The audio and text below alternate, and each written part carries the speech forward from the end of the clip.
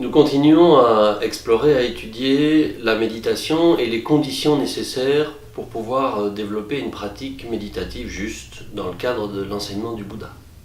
La dernière fois, nous avons vu ce qu'était la détente et comment la développer, comment la cultiver. Aujourd'hui, nous allons voir un autre aspect essentiel de la méditation que sont l'attention et la vigilance. Ces deux termes sont traduits de plein de façons différentes dans différents textes, dans différents contextes. On peut voir des mots comme évidemment pleine conscience, parfois on parle du rappel, parfois on parle de l'attention et de la vigilance ou de la présence, de nombreux termes différents. Mais pour nous,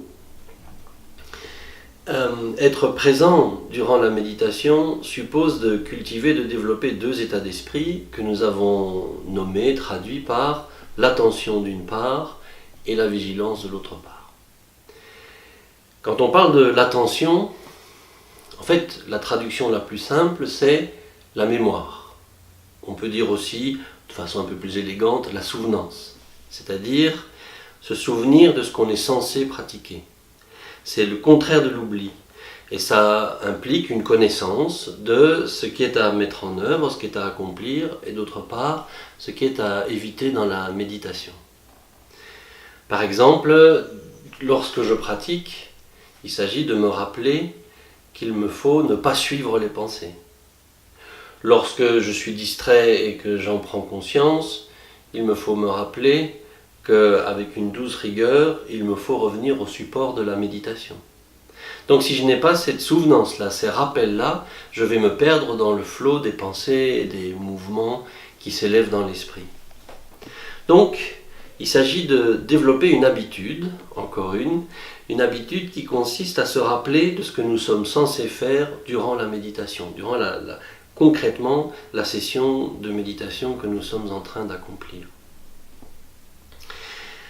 En fait, on pourrait dire, il y a quelque chose d'important dont nous savons qu'il faut prendre soin, et c'est pour cela que je vais prendre le temps d'y réfléchir et de l'intégrer avant la méditation. Ce n'est pas quelque chose qui va venir naturellement. Dans un premier temps même, l'attention et le rappel sont artificiels. Mais à force de pratique, à force d'habitude, petit à petit, sans même que nous y réfléchissions, les états d'esprit appropriés, les façons de faire appropriées vont s'élever dans l'esprit et on va pouvoir les mettre en œuvre naturellement. Donc cette dimension d'attention ou de rappel est encore une fois un entraînement qui petit à petit va changer mes habitudes et cela va m'équiper des états d'esprit appropriés dans le cœur même de la méditation. Ça c'est pour l'attention. Voyons maintenant ce que l'on entend par vigilance. La vigilance, c'est le fait d'être conscient de sa situation au niveau du corps et de l'esprit. Je suis là, je sais que je suis là, je suis conscient de mes pensées, conscient de ma posture physique. On pourrait dire l'esprit sait ce qu'il fait au moment où il le fait. C'est être naturellement attentif, on pourrait le dire comme ça.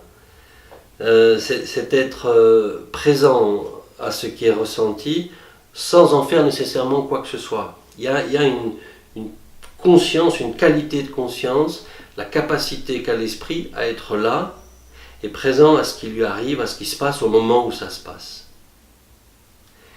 Et donc cette vigilance-là va nous permettre d'être présent, d'être conscient des changements de qualité de la méditation.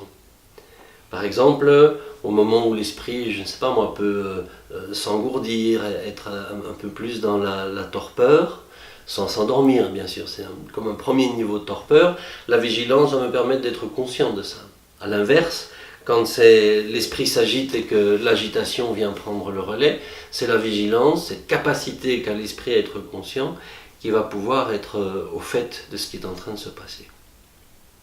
Mais il ne faut pas se tromper, ce n'est pas comme s'il y avait un observateur en plus de la méditation. C'est comme si je méditais et il y a quelque chose qui m'observe et qui me permet d'être conscient de ce que je vis. Ce n'est pas ça la vigilance. La vigilance fait partie de la méditation. elle est une qualité de l'esprit lui-même. Pour utiliser une métaphore habituelle, c'est comme si on avait un espace suffisant qui nous permet d'être conscient des mouvements qui s'élèvent dans cet espace ou des différentes expériences qui peuvent prendre place dans cet espace. Il faut savoir que plus nous développons l'attention, le rappel, la souvenance, plus la vigilance va pouvoir prendre place. Pour méditer, il nous faut combiner donc ces deux dimensions, d'une part la détente, comme on a vu la dernière fois, et d'autre part l'attention et la vigilance, qui forment progressivement un seul état d'esprit. Et lorsque l'on combine ces deux dans la méditation, on peut être détendu, présent, suffisamment ouvert pour laisser le mouvement prendre place, et attentif, vigilant, suffisamment présent pour être conscient de ces mouvements sans ni les rejeter, ni se laisser emporter par eux. Et c'est ce qui va nous permettre de pouvoir développer cette clarté, de réajuster la méditation. Le Bouddha donnait comme exemple la corde de vina ou de guitare.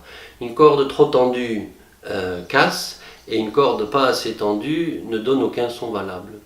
Et donc il va nous falloir réajuster, être là à la bonne mesure pour pouvoir développer cette conscience non distraite de l'esprit qui va permettre de le pacifier et de développer cette clarté intérieure, cette dimension de discernement qui va naître de la méditation.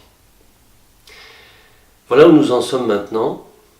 Ce qui va se passer en pratiquant la méditation de cette façon, c'est que différents ressentis vont prendre place. Des sensations vont s'élever, des éprouvés vont s'élever.